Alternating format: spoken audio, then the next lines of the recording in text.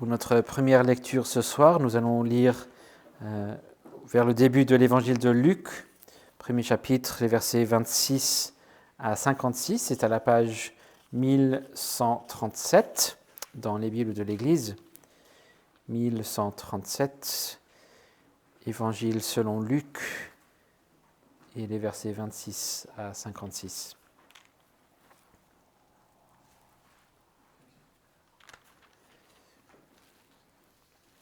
Voici la parole de notre Dieu.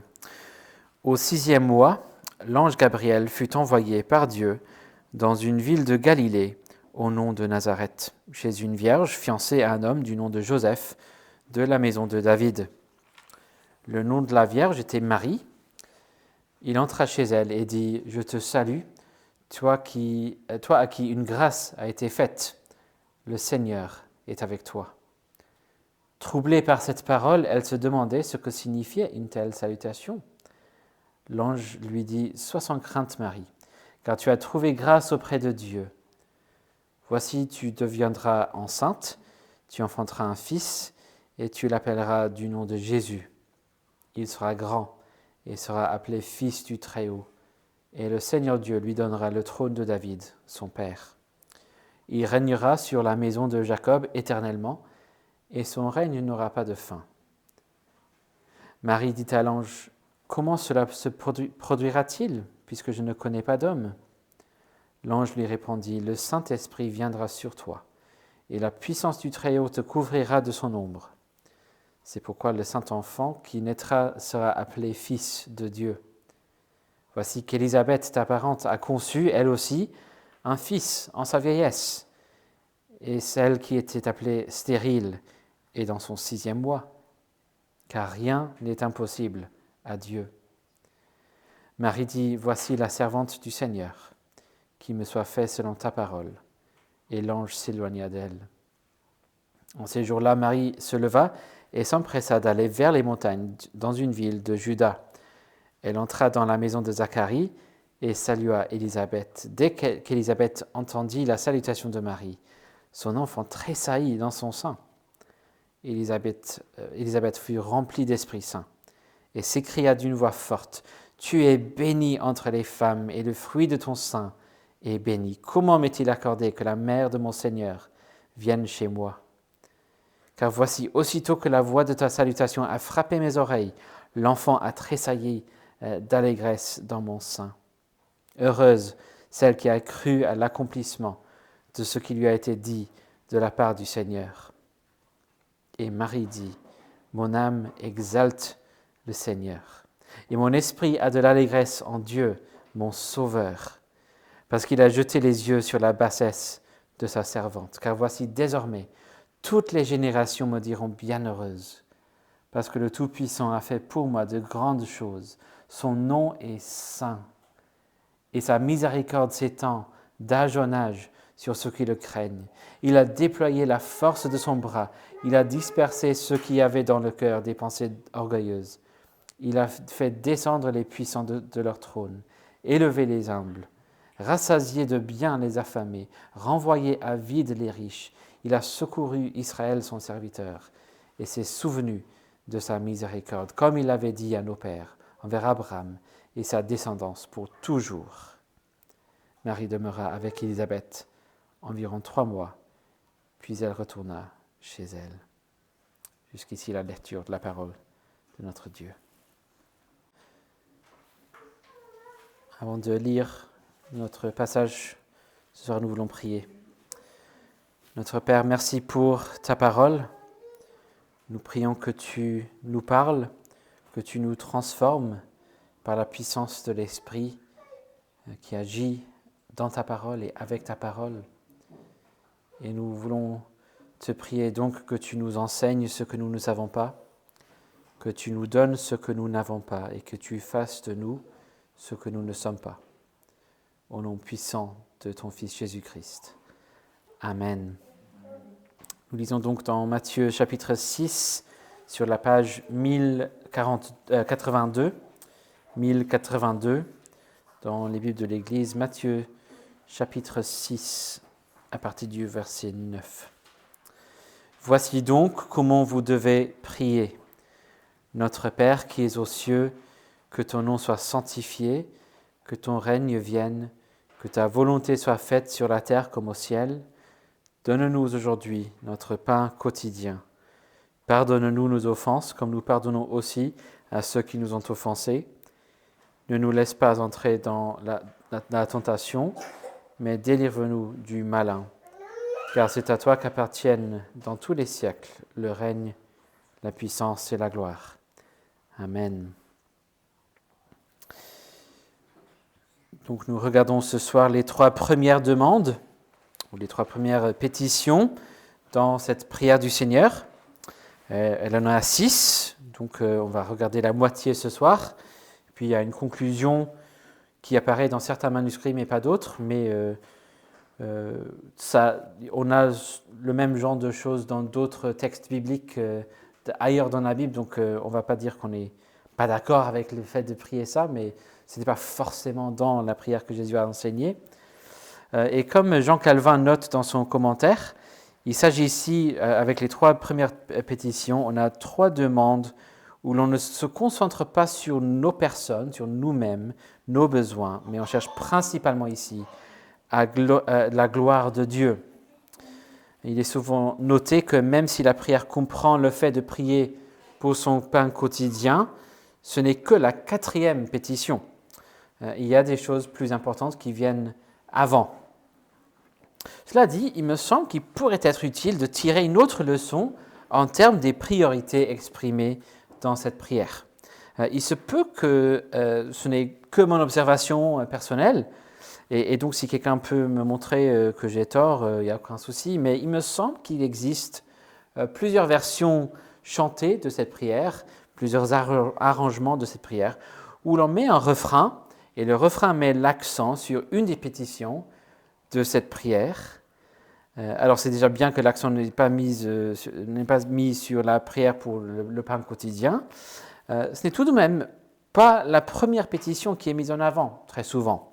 Au moins de ce que j'ai vu et entendu, on se concentre souvent, surtout sur la 2e pétition, que ton règne vienne. Je pense que souvent quand les gens pensent à cette prière, on pense pas, c'est surtout la prière que le règne de Dieu vienne. Et je ne dis pas que je refuserai de chanter une telle version qui met l'accent sur cette phrase-là. C'est quand même une bonne chose à prier, c'est quand même la 2e pétition, c'est très important. Mais je me demande simplement si le fait de mettre l'accent sur cette pétition-là ne pourrait pas produire ou encourager en nous un esprit peut-être pragmatiste ou même quelque chose de pire, je ne sais pas, où l'on mettrait l'accent prioritaire sur ce qui se passe sur Terre, sur ce qui pourrait se produire ici-bas, où l'on pourrait voir quelque chose qui se passe, pour nombreuses raisons. Parce que si l'on devait identifier une des pétitions qui gouverne ou qui domine sur les autres, ce serait sûrement la première, n'est-ce pas ? Que ton nom soit sanctifié. Sanctifié, honoré, respecté, révéré.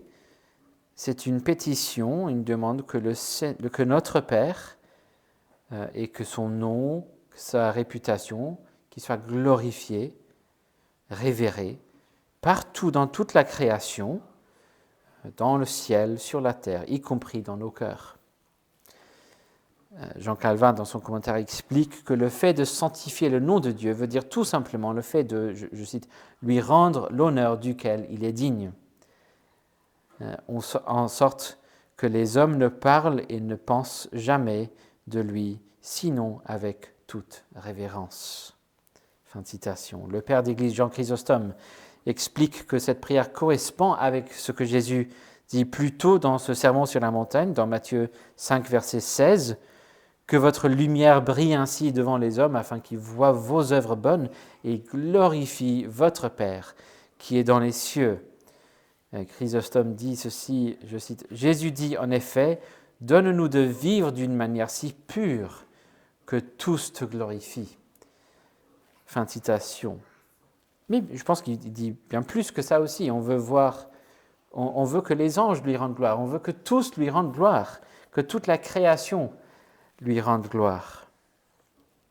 Avant de voir quelque chose qui se fasse, qui se produise sur terre, c'est une prière pour l'honneur et la gloire de Dieu. Pensons à la définition qu'on a vue la semaine dernière dans le catéchisme de Westminster de ce qu'est la prière. Pour vous rappeler, je le relis, la prière est une offrande de nos désirs à Dieu pour des choses conformes à sa volonté, au nom de Christ, avec la confession de nos péchés et la reconnaissance pleine de gratitude de ses grâces. Donc la prière, c'est lorsque je recueille les désirs que je trouve dans mon cœur et je les considère, je les compare dans un premier temps avec la volonté de Dieu telle qu'elle a été révélée dans la Bible, dans la parole de Dieu. Et là où c'est un désir pécheur, un désir qui n'est pas conforme à la parole, je me repens, je confesse ce désir, je me repens. Mais là où je vois que c'est un désir qui est cohérent avec ce que dit Dieu, je m'engage avant d'essayer de faire quelque chose pour réaliser ou produire ce que je veux. Je me présente d'abord devant Dieu, dans son sanctuaire, et je lui présente ce désir comme une offrande au nom de Jésus-Christ. Quel doit être donc le désir prioritaire, le désir principal que Jésus m'appelle à offrir? C'est cette première pétition. Notre Père, on dit quand on prie, « Voici mon désir, que tu sois honoré et respecté et honoré. » Je sais que ce désir est cohérent avec ta volonté, car c'est ta parole même qui me dit de prier pour cela. Je te remercie pour ta grâce par laquelle tu as mis ce désir dans mon cœur. Je reconnais que c'est que par ta grâce que ce désir se trouve dans mon cœur qui est tordu. Et maintenant, Père, je te le présente, je te l'offre. Je place ce désir sur l'autel dans ton sanctuaire par l'Esprit. Et je te prie de faire en sorte que ça se produise. Et fais-le surtout dans mon cœur, je te prie. Quelle belle image de la communion que nous pouvons vivre avec notre Père. Une façon de vivre devant ce face, on dit à Dieu, « Mon Père, j'ai trouvé ça, je pense que c'est bien, je te l'offre. Est-ce que tu pourrais faire quelque chose avec ça, s'il te plaît ?» Et puis, une fois qu'on a mis ça en place, on peut présenter autre chose. On peut lui dire combien nous voulons voir son règne venir, pour que les gens et les anges se soumettent à lui de plus en plus, et que sa volonté à lui se fasse ici-bas, comme il se fait déjà au ciel. Mais pourquoi voulons-nous voir ces choses-là? Non pas pour que nous puissions avoir une vie plus facile et tranquille, surtout pas pour que les gens voient enfin que j'avais raison de croire en Jésus, mais c'est surtout pour que Dieu soit glorifié. Donc c'est pour ça qu'on démarre avec « que ton nom soit glorifié » et pas juste avec « que ton règne vienne ». C'est parce qu'on veut ces choses-là pour que Dieu soit glorifié, aimé, respecté par chacune de ses créatures. Alors peut-être il y a quelqu'un ici qui dirait, ou quelqu'un ailleurs qui dirait, alors je n'ai jamais ressenti ce genre de choses, ce genre de désir de ma vie, que ton nom soit sanctifié, je n'ai jamais voulu ça. Même que ton règne vienne, je comprends. J'aimerais bien que ça se passe parce que franchement, j'aimerais bien voir un peu d'ordre ici-bas. Mais que ton nom soit sanctifié, je n'ai jamais ressenti ça, je n'ai jamais désiré cela. Alors dans ce cas-là, il faudrait peut-être faire face à la possibilité que vous n'êtes pas encore chrétien, qu'il n'a pas encore donné une nouvelle vie dans vos cœurs. Vous n'avez pas encore connu cette transformation qu'effectue Jésus-Christ dans nos vies. Justement, lorsque son règne vient dans nos cœurs, lorsque sa volonté se fait. Et donc je vous exhorte à vous tourner vers lui, à reconnaître qu'il est digne de gloire, qu'il mérite d'être honoré, sanctifié dans le cœur de chacun. pour qui il est, le Dieu créateur, glorieux, tout-puissant, et aussi pour tout ce qu'il a fait. Il nous a créés, il nous a rachetés en Jésus-Christ. Et si vous voulez en parler à l'occasion, on peut tout à fait faire cela. Sinon, que notre Père nous donne d'être façonnés dans nos cœurs, dans nos désirs, par la volonté qu'il révèle ici, de voir son nom sanctifié. Et qu'il nous donne non seulement d'avoir les désirs conformes à sa volonté, mais de faire ce qu'il faut faire avec ces désirs, c'est-à-dire de les offrir d'abord à lui et de le lui confier.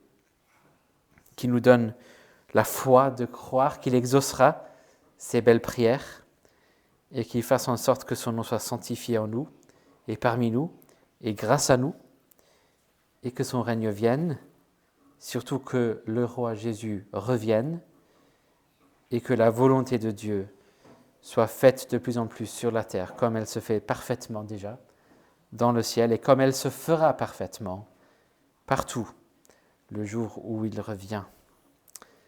Amen. Prions. Notre Père, nous reconnaissons que tous les désirs que tu as exprimés dans cette prière par ton Fils, ce sont des bonnes choses et ce n'est que par ta grâce que nous pourrions vouloir de bonnes choses. Même notre pain quotidien, c'est que par ta grâce que les gens veulent ce qu'il faut pour vivre. Sans ta grâce, on serait tous sur une voie de destruction. C'est toi qui nous préserves, c'est toi qui nous donnes des désirs qui sont bons. Et nous te remercions pour cela. Nous te prions que tu nous donnes la grâce d'avoir ces désirs dans nos cœurs, que tu nous donnes de te prier ces choses, d'offrir ces désirs dans un premier temps, avant de chercher à les produire nous-mêmes, en notre force à nous-mêmes. Seigneur, donne-nous de les offrir à toi, de te les confier. Seigneur, donne-nous de connaître cette transformation de cœur qui fait en sorte que nous puissions te glorifier. Cette transformation qui te glorifie même, par le fait d'avoir lieu. Et donne-nous de te glorifier en toutes choses. Au nom de Jésus. Amen.